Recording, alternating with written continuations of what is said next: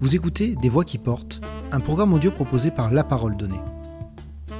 Ingénieure agronome, œnologue, cofondatrice du cabinet d'agronomie provençale et de potager et compagnie, Laurence Berlemont connaît bien la terre de sa région, certainement aussi bien que ceux qui la travaillent et en vivent. Dans cet entretien, Laurence Berlemont revient sur sa passion pour l'agriculture, l'œnologie, l'évolution des vins, l'arrivée des grandes fortunes internationales dans la production du rosé varois et bien entendu de l'adaptation et de la diversification des cultures pour faire face au réchauffement climatique. Laurence Berlemont, à quel moment avez-vous décidé de devenir œnologue ? Était-ce un choix lié à votre histoire familiale ? Alors pas du tout. Ma maman est institutrice, mon papa était ingénieur aux bases aériennes à la DDE et on n'était pas du tout dans l'agriculture. Et j'ai fait des études d'agronomie générale, un petit peu parce que j'avais réussi le concours et que c'était une belle école, mais sans vraiment grande idée. Je savais que c'était une école qui me permettait de faire plein de choses, mais j'avais pas d'idée préconçue. Et le hasard a fait que j'ai rencontré le professeur de viticulture-œnologie dans un contexte où je n'étais pas censée, je n'avais pas sollicité de le voir, c'était un hasard.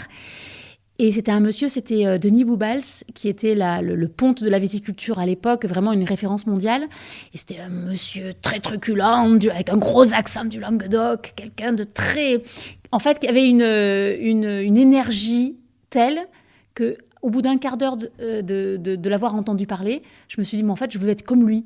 Je ne savais pas ce qu'il faisait, mais moi, je trouvais que son enthousiasme, son énergie, sa volonté, ce qui pétillait dans ses yeux, c'était ça que je voulais être. Et donc, je suis allée le voir à la fin de sa présentation. Il faisait une petite présentation de son activité. Et je lui ai dit, ça a l'air super ce que vous faites. Mais vous savez, moi, je suis fille de fonctionnaire. Je n'ai aucun lien avec ni l'agriculture et encore moins la viticulture. Je suis une fille, ça a l'air quand même un truc de garçon. À l'époque, c'était encore, il y avait, maintenant encore un peu, mais à l'époque, c'était un peu prégnant. Et troisièmement, je dis, et puis j'ai jamais bu une goutte de vin de ma vie. Est-ce que vous pensez que je peux faire ça ? Et là, il a eu une phrase surprenante, une seule phrase. Il m'a dit, petite, parce que vraiment là, j'avais 20 ans et c'était un monsieur qui en avait 70. Et il me dit, petite, quand on veut faire un truc et qu'on le fait pas, on le regrette toute sa vie. Et j'ai été abasourdie par cette réponse. Et il me regarde, il me dit, t'as une autre question ? Je dis, non. J'étais tellement intimidée que j'ai pas posé d'autres questions. Et je suis repartie, je dis, ok, je fais ça. Et c'était un peu sur un coup de tête. Et quand je me suis retrouvée en viticulture-œnologie, j'ai adoré. Et j'étais folle de joie d'être là parce que c'était, pour moi, enfin, un métier comme ébéniste, comme boulanger. C'était un métier dans lequel on apprenait à faire quelque chose, une chose que l'on créait, que l'on construisait, par rapport à d'autres métiers qui sont probablement intéressants, mais les métiers du tertiaire ou la banque ou le conseil, c'était quelque chose de moins, qui me parlait moins. Vous vous êtes intéressé au vin rosé lorsqu'on disait encore que ce n'était pas du vin. Qu'est-ce qui vous a attiré dans le rosé ? À l'époque, en œnologie, on avait sur un an et un cursus très complet et de très grandes, beaucoup d'heures d'études, on avait, je crois, 1h30 sur le rosé, sur toute l'année. Donc le rosé, c'était une anecdote. Ça n'existait presque pas. C'était vraiment pour histoire de dire qu'on nous en avait parlé, mais il n'y avait pas de cours d'œnologie sur le rosé. Alors là, c'était en 94. Et du coup, je n'avais même pas idée de faire du rosé. Quand on est un œnologue, et c'était quand même l'école d'œnologie de Montpellier, c'était une école très réputée, donc on visait Bordeaux-Bourgogne. Il n'y a pas de salut si vous n'êtes pas en Bordeaux-Bourgogne, éventuellement en Champagne, mais en général, c'était les Champenois qui trustaient toutes les places en Champagne. Quand vous étiez provençal, vous n'alliez pas faire de l'œnologie en Champagne. Donc on pouvait espérer Bourgogne-Bordelais. À l'époque, c'est très très compliqué pour la Bourgogne parce que les filles ne rentraient pas dans les chais encore. On me l'a dit à l'époque. Je ne pouvais pas rentrer dans un chai en étant une fille parce que les femmes font tourner le vin. Et en 94, on me l'a dit plusieurs fois. Donc en Bourgogne, ça a dû changer maintenant. Enfin, ça a changé. C'est même pas que ça a vraiment changé. Mais c'est marrant parce que il n'y a que 25 ans, hein, et c'était encore, c'est ce qu'on pouvait entendre. Le Bordelais était plus ouvert à ça. Donc je n'avais pas d'idées préconçues sur la couleur rosée, ni la région. Ce qui m'a motivée à la Provence, c'est en fait l'occasion qui a fait que j'ai répondu à une annonce qui était en Provence. C'était un peu le contraire, c'est-à-dire que moi, j'avais pas d'idées préconçues. J'étais ravie de postuler à une annonce en Provence, à laquelle j'ai répondu. Et comme peut-être je n'étais pas du monde du vin à l'origine, je n'avais pas ce rejet pour le rosé que mes autres copains qui avaient une culture plus vigneronne que moi. Pour eux, c'était impensable. Travailler dans le vin rosé, c'était impensable. Moi, j'avais un peu ce regard candide de la personne qui n'avait pas d'a priori sur le rosé. Et j'étais contente parce que le rosé, parce que c'était surtout la Provence, et que moi j'étais aixoise, et j'étais d'Aix-en-Provence, et que rester en Provence, c'était surtout de rester dans ma région qui me plaisait. Mais quand j'ai dit à mes copains, mes copains de promotion, que j'allais faire du conseil de l'œnologie en Provence, ils m'ont dit mais tu vas gâcher ton diplôme, mais pourquoi tu fais ça? C'est une erreur terrible. Ah, ne fais pas ça, tu gâches ta vie professionnelle. Et moi j'écoutais à moitié parce que je ne comprenais pas leur rejet. Et parce que c'était la Provence et que j'étais quand même contente de rester près d'Aix. Racontez-nous votre premier contact avec le vin rosé. C'était amusant parce que, alors moi j'avais répondu à une annonce pour assister à un œnologue conseil. Donc c'était très intéressant en plus parce que je rentrais tout de suite dans le conseil. C'était très amusant parce que je me rappelle qu'une des premières dégustations de rosé que j'ai faites, il y avait justement cet œnologue conseil m'a dit bon, il faut que vous dégustiez un peu du rosé parce que je suis sûre que vous n'en avez pas assez dégusté. Donc il m'avait fait une sélection et il y avait peut-être une quinzaine, je me rappelle plus très bien, mais une quinzaine de rosés. Et ça allait du très très très très clair jusqu'aux framboises écrasées très soutenues. Donc à l'époque il n'y avait pas vraiment de style. Il y avait chaque domaine, chaque château, chaque cave coopérative avait des vins très très différents. Donc c'était vraiment pas l'homogénéité qu'on a maintenant. Qu'avez-vous fait pour métamorphoser la qualité et l'image du vin rosé ? Je pense que une des forces, une des chances, c'est un hasard, mais une des chances de la Provence, c'est qu'il y avait beaucoup d'investisseurs et donc de gens qui avaient des moyens et qui pouvaient mettre de la technologie là où, quand je suis arrivée en 94-15, il y avait encore des caves qui avaient très peu de technologie.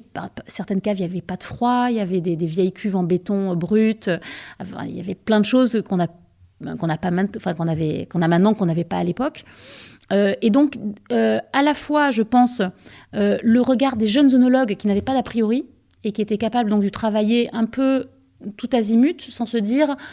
parfois, quand j'ai commencé, on me disait « Ah, mais moi, ça fait 50 ans ou 3 générations qu'on fait du rosé, on n'a jamais fait ça. » Donc, ceux qui étaient là depuis un peu longtemps étaient peut-être un peu prisonniers des habitudes et de l'image que les gens... que le rosé, c'était comme ça, c'était pas très bon, mais c'était pas très grave parce qu'on s'y était habitué. Or, les investisseurs qui arrivaient en Provence, ils avaient des moyens, ils disaient non mais moi j'achète un domaine, je prends un œnologue et je veux que ce soit bon. Qu'est-ce qu'il faut faire pour que ce soit bon? Et nous en tant qu'œnologue, on dit il me faut un groupe de froid, un pressoir, et on disait bon d'accord. Et on a eu la chance, nous, cette nouvelle génération d'œnologues qui arrivait, de pouvoir demander de la technologie. Et on l'a obtenu parce qu'on avait des investisseurs en face qui pouvaient se permettre d'investir. Vous avez donc appliqué des méthodes de vinification très différentes ? Oui, c'était pas complètement différent. C'est-à-dire que les méthodes, on les connaissait. De pas faire macérer les pots trop longtemps pour ne pas trop extraire la couleur, on le savait. Mais on connaissait les différentes technologies, mais on les appliquait pas de manière systématique. Je pense que aussi... ce qui a fait que le rosé est bon en Provence par rapport aux autres régions et pourquoi on a fait vraiment des progrès, c'est qu'en Provence, on considère que c'est notre produit phare et on s'en occupe. Alors qu'il y a beaucoup de régions où le rosé, c'est un sous-produit du rouge. On saigne une cuve de rouge à la limite pour concentrer la cuve de rouge, on enlève un peu de jus, comme ça, ce qui reste, ça sera plus concentré. Et puis, le jus qu'on a tiré, c'est un sous-produit. Et quand vous travaillez le rosé comme un sous-produit, ou quand vous travaillez le rosé comme votre produit essentiel à faire tourner votre business, on ne le travaille pas de la même façon. En quoi le rosé d'aujourd'hui est-il si différent du rosé des années 90 ?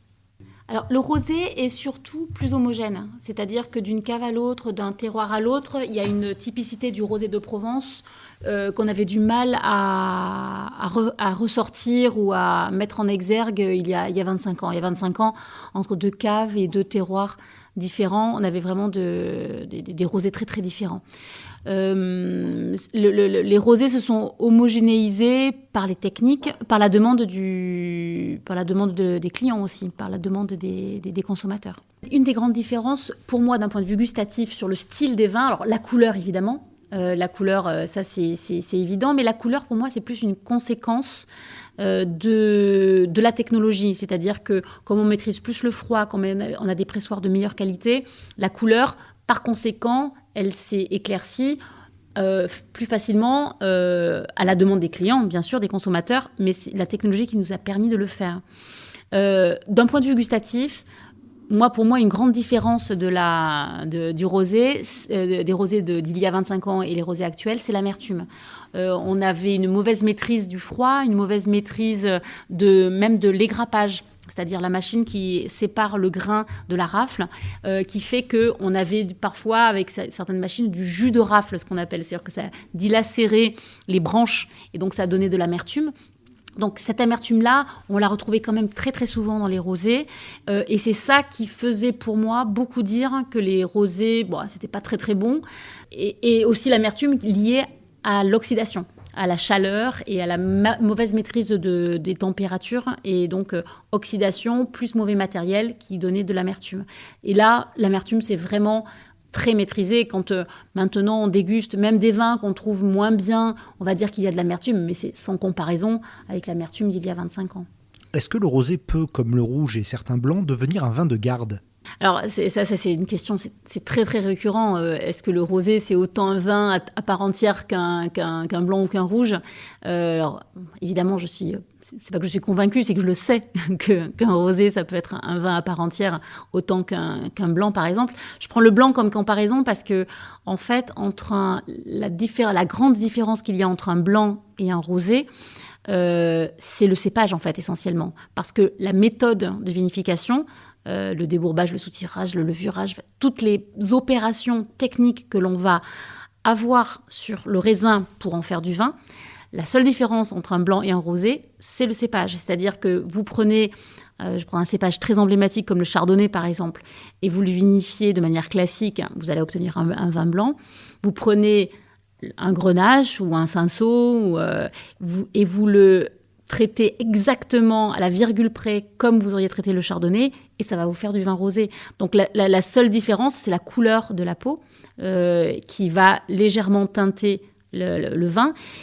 Et ça ajoute une difficulté supplémentaire pour les vinificateurs en rosé par rapport aux vinificateurs en blanc, c'est la couleur. C'est-à-dire que en plus de faire un bon vin, de protéger les arômes, de travailler d'un point de vue aromatique et structure le vin, il faut en plus que la couleur soit jolie, ce qui est moins important pour un blanc. Pour un blanc, on note qu'il est plus ou moins vert, plus ou moins doré, mais ce n'est pas grave pour la perception, ou moins grave pour la perception du consommateur. En revanche, le rosé, il faut qu'il ait vraiment une teinte particulière qui est très difficile à obtenir et pour laquelle les consommateurs sont extrêmement exigeants. Si la vinification a été faite de telle sorte, dans le but en fait de vieillir, alors le rosé peut vieillir. Il va évoluer. C'est amusant à quel point quand un blanc évolue, on dit qu'il évolue. Et donc il part d'arômes floraux, délicats, légers, vers des notes plus grillées, de miel, de nougat, vers des notes de cire à meuble, par exemple, qui sont extrêmement recherchées. Dans des grands Bourgognes, on est très content d'avoir un blanc qui a évolué et qui a bien évolué. En revanche, quand un rosé évolue, qu'il évolue bien ou qu'il évolue mal, on ne dit pas qu'il évolue, on dit qu'il est passé, on dit qu'il est oxydé, on dit que c'est plus le rosé frais de l'année. Parce que on s'est tellement focalisé, il fallait le faire à un moment donné sur la technique et sur la maîtrise de la vinification, que le rosé, il fallait qu'il soit floral, léger, comme il peut l'être dans sa première année. Quand il vieillit. Il a quelques rides, comme le blanc va avoir quelques rides, mais ces rides-là, si elles sont bien faites et qu'elles sont belles, on va obtenir pareil, des arômes un petit peu de grillé, un petit peu de miel, de coing. On a souvent des arômes de pâte de coing, par exemple, qui sont magnifiques quand on accepte que c'est un rosé évolué. Et c'est pas un rosé passé, c'est un rosé qui a évolué comme un blanc aurait évolué. Je dirais, il y a quand même des domaines qui travaillent dessus depuis assez longtemps, par curiosité ou parce qu'ils y croient depuis très très longtemps, mais on les compte sur les doigts d'une main. Je pense que ça fait, donc il y a peut-être une dizaine de domaines qui font ça depuis très longtemps. Depuis 10 ans, 5 ans, 10 ans, disons, il y a de plus en plus de domaines qui font des essais de vieillissement des vins rosés, donc avec des rosés un peu plus structurés, un peu plus gourmands, un peu plus charpentés, et qui peuvent passer en bois. Alors là, il y a toutes les écoles, des bois très prononcés, très, très présents, et puis des bois extrêmement délicats, où l'élevage est vraiment très, très léger, mais qui apportent une note supplémentaire d'amande grillée, par exemple, où on ne se rend pas immédiatement compte que c'est boisé, mais il y a une touche en plus, et qui va aussi permettre au rosé de tenir dans la longueur. De nombreux domaines viticoles de la région ont été acquis par de très riches investisseurs français et étrangers, parfois très célèbres. Quelle est leur principale motivation ? Alors déjà, ce n'est pas un phénomène récent, parce que moi, je me suis installée en 96, donc ça fait 25 ans maintenant, et je travaillais à l'époque, en 96, avec un associé qui, lui, était installé depuis 71. Et lui, sa clientèle, c'était déjà, dans les années 80, des investisseurs. Donc effectivement, des people ou des hommes d'affaires, beaucoup. Pour information, il y avait, moi, quand j'ai commencé en 96, et puis jusque dans les années 2010, énormément d'étrangers. J'avais, je dirais, 2/3... on est monté à 60% de notre clientèle. Nous, on a une clientèle particulièrement axée sur les investisseurs, mais sur ces investisseurs-là, donc 60% étaient étrangers. Maintenant, on est plutôt à 70% de Français. Donc les investisseurs, ce sont vraiment, les Français sont revenus vraiment très en force sur l'investissement viticole. Et ce qui leur plaît, ce qui est votre première question, je pense que je vais j'allais dire paraphraser ou pomper sur la publicité. Le luxe, c'est l'espace. En fait, ce qu'ils recherchent, c'est de l'espace. Beaucoup, dans un beau cadre de vie, dans un endroit très, très agréable. Mais c'est vraiment ce besoin d'espace. J'ai, en fait, j'ai une anecdote amusante. Un de mes clients au tout début, qui était anglais, en 97, donc je travaillais depuis 1 an et j'avais 25 ans. Et je lui pose un peu ce genre de questions. Je lui dis, mais qu'est-ce que tu fais là, toi ? Il avait tout. Il avait un hélicoptère, il avait un avion, il avait un voilier en bois de 1902, extraordinaire, etc. Pourquoi tu achètes un domaine viticole ? Et puis c'est très cher, un domaine viticole. Avec mon regard de gamine de 25 ans, je trouvais ça hors de prix. Et très amusé, très paternaliste, un monsieur qui devait avoir 70 ans, il me regarde et il me dit mais tu sais combien ça vaut 100 mètres carrés à Londres ?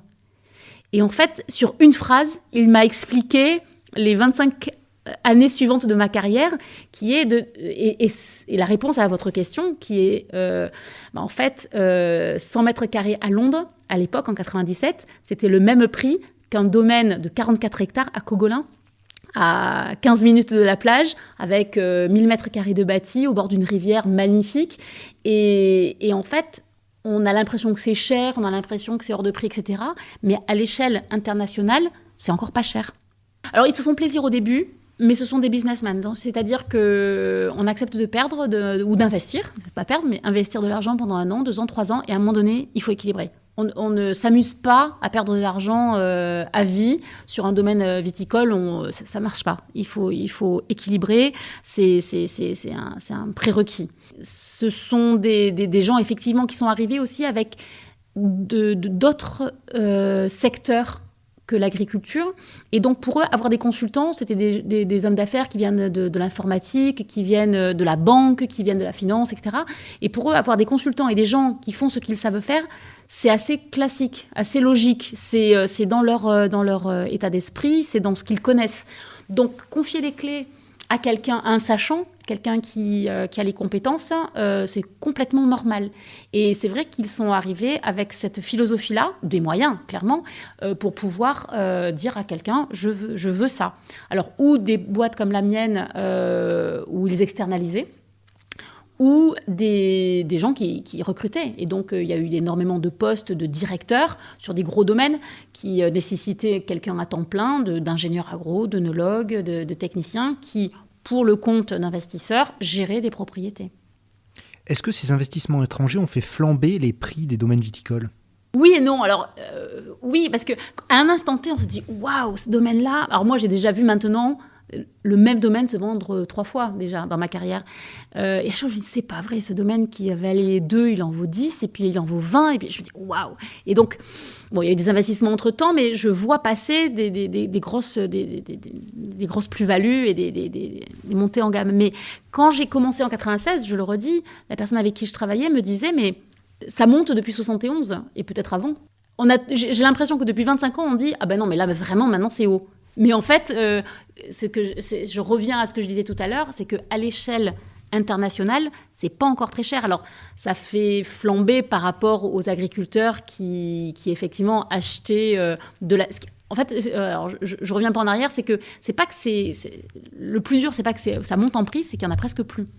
Et qu'il y a beaucoup moins de propriétés, j'ai l'impression, à acquérir parce que là, sur les 10 dernières années, il y a eu vraiment de grosses transactions et c'est ce qui fait un peu plus peur, c'est peut-être un grand mot, mais ce qu'on regarde un peu avec attention, c'est l'arrivée des grands groupes surtout.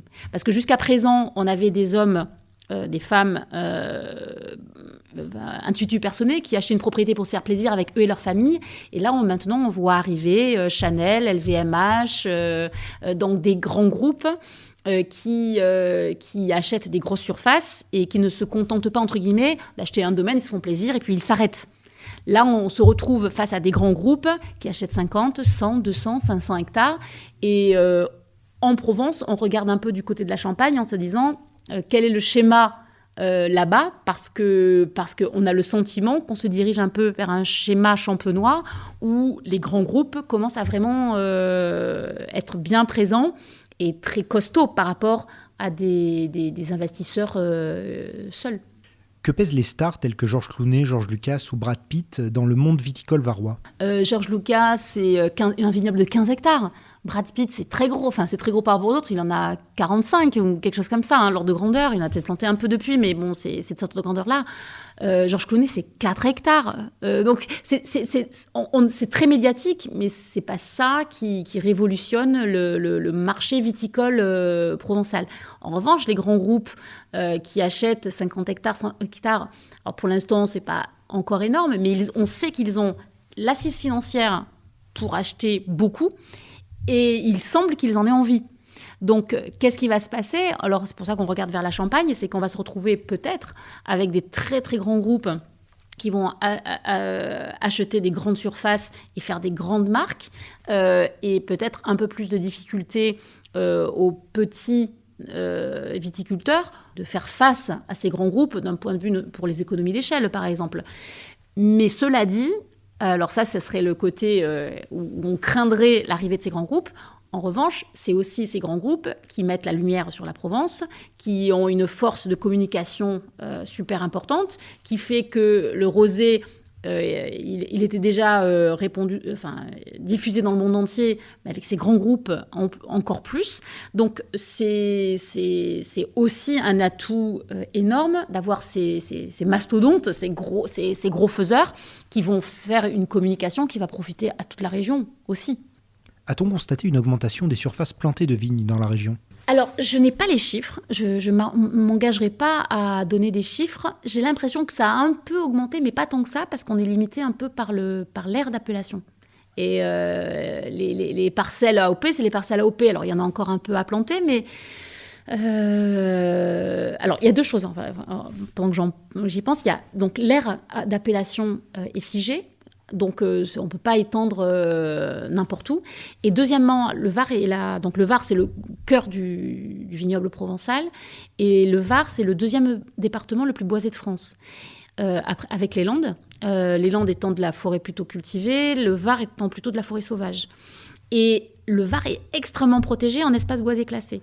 Donc, même si on voulait défricher pour planter en faisant fi de l'appellation et en se disant, moi, ça m'est égal, je m'en fous de l'appellation, je défriche et je plante du vin de pays, on ne peut pas parce qu'on n'a pas le droit de défricher. On n'a pas le droit. On a le droit, mais c'est extrêmement protégé, extrêmement difficile et cher parce qu'il y a des taxes au défrichement aussi qui font qu'avant de défricher, c'est tellement compliqué et c'est quand même un coût.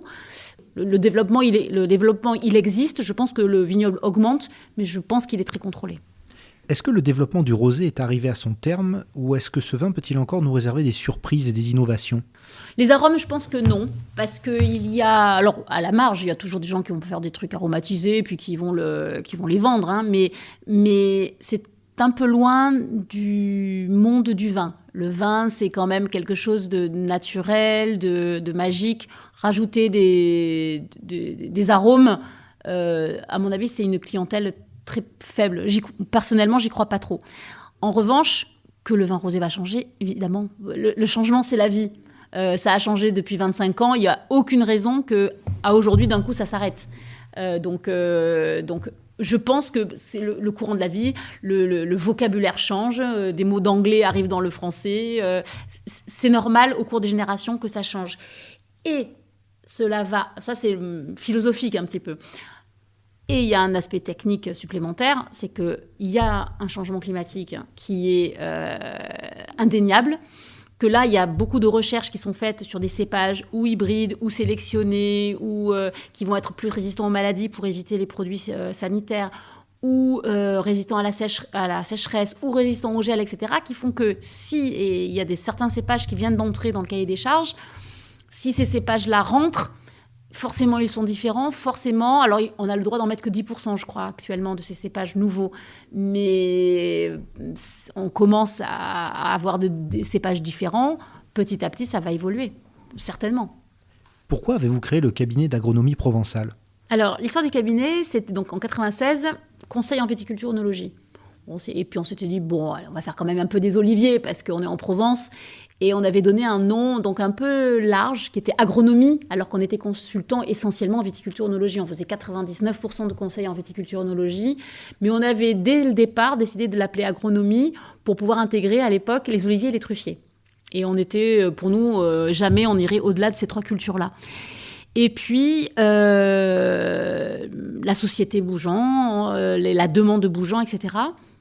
Et puis aussi parce que moi, je suis vraiment provençale. Hein. Mon grand-père, il parlait provençal, etc. Donc, je suis vraiment une fille du cru. Et pour moi, la Provence, ce n'était pas... c'est une image que je reprends souvent, mais la Provence, ce n'est pas un océan de vignes avec une allée de platanes au milieu. La Provence, c'est des petits murets en pierre sèche, c'est des poulaillers, c'est des amandiers, c'est des cognaciers, c'est des plaques miniers, etc. Et bien que je sois œnologue et que ce soit mon activité principale, pour moi, les autres cultures, c'est la Provence. Et pour plein de raisons, j'ai toujours considéré qu'il ne fallait pas l'oublier. Alors, pour une raison sanitaire, c'est-à-dire qu'on connaît l'écueil de la monoculture. Quand vous avez une seule culture et que vous avez une bactérie, un virus qui rentre là-dedans, ça fait des ravages parce que vous n'avez qu'une culture et donc c'est très embêtant. Donc, il faut le plus possible, c'est couper les monocultures par d'autres cultures pour limiter la progression des maladies. Donc, pour une raison purement technique. Pour une raison aussi d'adaptation, on est dans des cultures pérennes. La vigne, c'est une culture pérenne. Le jour où vous avez besoin de changer de culture de production, il faut arracher, replanter, attendre 3-4 ans. Donc, l'inertie d'une culture pérenne, c'est très compliqué.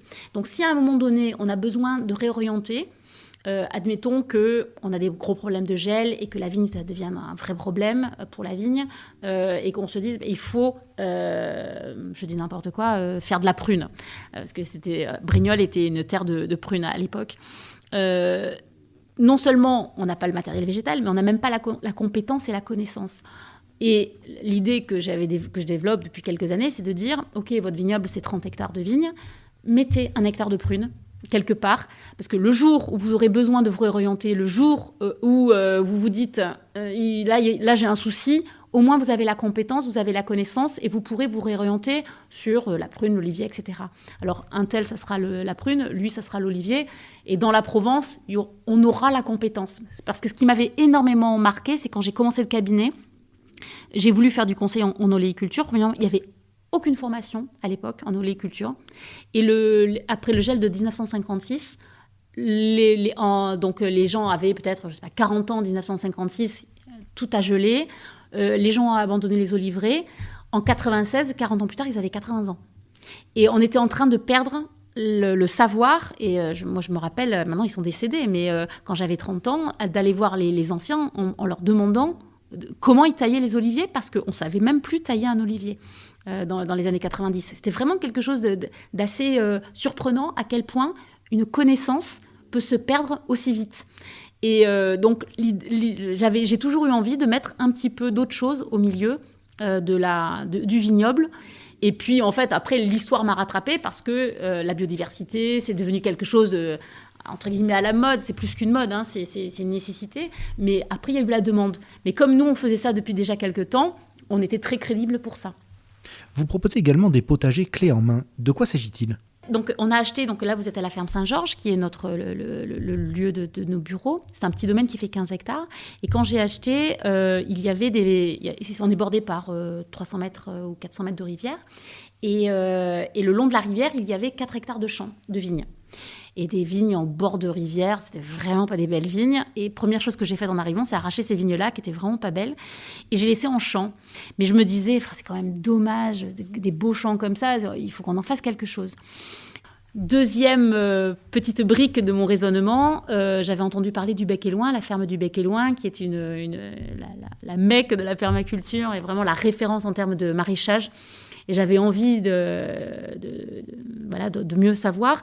Et j'ai fait une semaine de stage là-bas. Et j'ai trouvé ça magnifique, d'une beauté incroyable et très pertinent sur le fait de redimensionner l'agriculture vivrière de manière très, très locale. Et pour aller très, très vite, on n'a pas le temps de développer trop, mais en gros, l'idée de base, c'est de dire un homme avec 1 hectare est capable de nourrir 100 personnes. Et c'est ça que j'avais entendu au Bec et Loing. Et donc, un homme, 1 hectare, 100 personnes, je me dis, ça tombe bien, on est 35 collaborateurs. Avec les femmes et les enfants, les familles de mes collaborateurs, grosso modo, ça va faire 100 de personnes. Donc, je pourrais avoir un maraîcher qui nourrit de légumes les salariés du cabinet d'agronomie provençale. Et au départ, je m'étais dit, c'est super, j'ai de la terre, je vais mettre ça à disposition d'un maraîcher, il fera ce qu'il veut, et puis dans ma grande mansuétude, il aurait la chance de vendre ses légumes aux salariés du cabinet. Et là, je me renseigne donc là-dessus, et je me rends compte que l'équilibre du maraîchage, l'équilibre social du maraîchage, ce sont des hommes, des femmes qui travaillent 50 heures par semaine, 50 semaines par an, et qui gagnent en moyenne en France 500 € par mois. Et là, je me suis dit, comment se fait-il que l'équilibre en soit là ? Alors, pour plein de raisons, on ne va pas rentrer dans tous les détails, mais la concurrence des autres pays, le fait qu'on n'accepte plus d'acheter de la nourriture. Après-guerre, les gens dépensaient 30% de leurs revenus en nourriture, et maintenant, c'est moins de 10%. On ne veut plus acheter de la nourriture. La nourriture, le kilo de tomates, c'est 0,99 € chez Lidl. Quand on voit un kilo de tomates à 4 €, on trouve que c'est trop cher.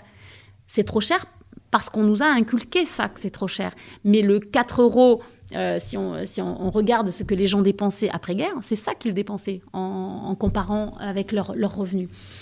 Donc, je me suis dit, on a complètement déliré sur la qualité de la nourriture et sur le fait qu'on ne se comporte pas bien vis-à-vis des maraîchers. Le problème aussi, c'est que s'il y a une grosse sécheresse et s'il y a un vrai problème climatique, c'est le maraîcher, il perd 1/3 de sa récolte. La variable d'ajustement, c'est son salaire. Et c'est tout le temps son salaire, la variable d'ajustement. Et je me suis dit, mais en fait, ce qu'il faudrait, c'est que il ait un salaire décent et que s'il y a des fluctuations à cause d'un incident climatique, un problème, ce soit la communauté, avec un grand C, qui prenne en charge ce manque à gagner. Et là, je me dis, mais en fait, j'ai 35 salariés. Je pourrais très bien en embaucher un 36e. Et ce maraîcher-là serait payé. Il aurait des congés payés, il aurait un vrai salaire. Mais son job, ça serait de nourrir les 35 ou les 36 de la communauté. C'est le cabinet qui paye les investissements, on paye son salaire. S'il a besoin d'aide, il a des occasionnels, il a un travail décent pour un résultat décent et nous, on aurait de la nourriture de qualité. Et là, je me dis, bon, si tu fais ça, ça veut dire que si toi, tu le payes, je dis n'importe quoi, 1 500 € par mois, salaire de base, contre les 500 € qu'il aurait gagné s'il avait été tout seul, ça veut dire qu'au milieu, il y a un trou de 1 000 €. Et ce trou-là, c'est l'entreprise qui va le payer. Si tu décides de payer des investissements et de quand même payer son salaire à taux plein tout le temps, c'est qu'il y a un trou. Et je réfléchis, je fais plein de calculs et je me dis, bon, alors le trou, ça va être 15 000 € par an, 20 000 € par an. Et un chef d'entreprise n'a pas envie de perdre ça. Mais 15 ou 20 000 € par an pour une entreprise comme la nôtre, c'est bon, voilà. C'est 2 soirées karaoké et un saut en parachute en team building. Pour un salarié, 10 ou 15 000 € sur l'année, c'est juste ça qui fait qu'il vit ou pas. Et donc, c'est depuis 2015 je réfléchis à ça. Donc, ça mûrit par étapes. Avez-vous testé votre idée auprès de votre entourage avant de vous lancer dans un recrutement ? D'abord, j'en parle à mon mari, qui évolue dans l'industrie, dans la sidérurgie. Donc, ça n'a aucun rapport. Et je me dis, et je lui présente ça, je lui dis ça. Et il me dit, c'est une super idée, etc. J'en parle du coup à d'autres amis chefs d'entreprise dans des milieux complètement différents du mien, l'industrie automobile, vraiment des choses complètement différentes. Et sur les 20 personnes à qui j'en parle, il y en a peut-être 15 qui m'ont dit « c'est génial, il faut que tu le fasses ». Et puis, j'ai tellement de la pression que je me dis « bon, allez, quand même, ce truc-là, il faut que je l'essaye, rien que pour moi ». Et je décide de créer le concept que pour le cabinet d'agronomie, en me disant « écoute, d'abord, on va le faire pour nous, je vais embaucher un maraîcher pour le cabinet d'agronomie ». Puis on va voir si je perds beaucoup d'argent, je me taperai sur les doigts à moi-même, mais je veux le faire, ce truc-là. D'abord, je rencontre mon associé, donc Julien Vert, qui est polytechnicien et qui a travaillé au ministère de l'Agriculture, qui a travaillé à la DDTM, etc. Et qui, en gros, avait carrément envie de changer d'activité parce qu'il trouvait que son activité, il faudrait lui demander à lui, mais commençait à devenir vide de sens dans l'administration et il voulait revenir à la production. Je lui avais parlé de ce concept et quand je lui en ai parlé, il m'a dit ça me motive et je suis prêt à démissionner de la fonction publique pour créer ça. Et donc, je me suis associée avec Julien Vert et on a créé Potager Compagnie donc en 2019. On passe des annonces pour trouver des maraîchers. Et là, on décide de recruter Merlin Lepince, qui est vraiment un gars super, qui est avec nous. Et voilà, et puis on allait signer son contrat. Et là, quelques jours avant de signer son contrat, je reçois un mail d'un autre jeune homme qui s'appelle Lauric Ferreri. Et grosso modo, je raccourcis un peu son mail et puis je lui fais être un peu... Mais c'était ça quand même. Son mail me dit « Vous allez embaucher Merlin, qui est un ami de longue date. On a travaillé ensemble. Je suis moi aussi ingénieur agronome. » Donc tous les deux sont ingénieurs agronomes. Et votre projet a beaucoup trop d'envergure pour que vous n'embauchiez qu'une seule personne. Il faut que vous nous embauchiez tous les deux. Et là, j'ai trouvé quand même la démarche très gonflée d'oser faire ça. Et j'ai trouvé ça très drôle. Et je lui dis, ok, venez me voir. Venez me voir tous les deux, on discute. Et là, je me dis, mince, mais effectivement, je voulais recruter tous les deux. Ils sont top tous les deux. Mais j'avais déjà dans ma tête prévu de perdre 50 000 € dans l'histoire. Mais là, j'étais en train de me dire que je risquais 2 salaires. Donc, j'ai risqué 100 000 ou 150 000 €. Là, est-ce que je vais là-dedans ? Et je me rappelle Monsieur Horos de Soleil du Sud, qui avait fait un caprice, il voulait absolument son potager. Et donc, j'appelle Joël, qui est un ami, et je lui dis « Joël, écoute, je t'avais dit non, mais là, j'ai l'opportunité d'embaucher 2 personnes. Si tu veux, au lieu de créer et de te faire le test sur uniquement le potager du cabinet d'agronomie, on crée 2 potagers, tous les deux, un chez moi, un chez toi, et tu m'aides à supporter la charge salariale de ce 2e salarié. » Il me dit « D'accord. » Il les rencontre quand même, il rencontre Merlin et Lauric, ça se passe très très bien. Et on a créé en 2020 les 2 potagers en même temps, donc en interne sur le cabinet d'agronomie provençale. Premier client immédiat qui a accepté d'essuyer les plâtres, Soleil du Sud en 2020. Et ça continue toujours maintenant. Donc maintenant, on a embauché un salarié à Soleil du Sud. Soleil du Sud est autonome. Et là, on est en train d'accompagner la commune de Tourette pour leur cantine, le potager de la cantine municipale. On travaille donc sur de la recherche de foncier avec le Val, bien sûr, qui est notre commune. On travaille avec Roque Baron, qui est très avancée aussi sur un potager communal. La communauté d'agglo de Brignoles, qui est très intéressée et avec qui on est en discussion. Un potager. Et là, on est en train de développer le sud-ouest parce qu'on a 2 demandes, une à Toulouse et une à Pau. Le potager du restaurant de Château d'Estoublon. Donc, on a fait 2 potagers en 2020. On est en préparation de 3 potagers. On était en préparation 2021. Et là, 2022, ça essaime. Quels sont les secteurs de l'agriculture promis à se développer au cours des prochaines années dans la région ? Le local. Les petites structures locales. Ça, c'est très controversé. C'est-à-dire que beaucoup de gens vont dire n'importe quoi. Pour nourrir la planète, il faut des grandes exploitations rentables, efficaces, etc. Je ne crois pas. Effectivement, c'est une difficulté. L'agriculture vivrière c'est pas évident. Mais l'écueil des grandes cultures avec les problèmes sanitaires, on les connaît. Et je ne sais pas si vous avez lu, mais Un monde sans fin de Jean Covici, c'est incroyable. Donc Jean Covici, c'est un polytechnicien qui explique que le problème du manque d'énergie, enfin le manque de pétrole et le manque le besoin tellement croissant et de manière complètement effrénée et complètement illimitée de besoins en énergie, que le déplacement sur des grandes distances, là on voit que ça commence à monter, l'essence monte, etc. Mais c'est pas conjoncturel. J'ai vraiment l'intime conviction que le déplacement, quel qu'il soit, alors le déplacement en avion des personnes, mais le déplacement de tomates de Bruxelles à Marseille, ça va plus le faire. Et je suis intimement persuadée que l'agriculture locale va vraiment... c'est même pas qu'elle va se développer, c'est qu'elle sera indispensable. C'est quelque chose qui va devoir... il va falloir se réfréner sur les bananes et sur les mangues, et il va falloir manger local de plus en plus. Et on y sera contraint. C'est même pas une volonté de babacool, c'est qu'on n'aura pas vraiment le choix. On va être contraint de redessiner le pays, peut-être recoloniser un peu les terres agricoles, parce que beaucoup de terres agricoles ont disparu au profit des forêts.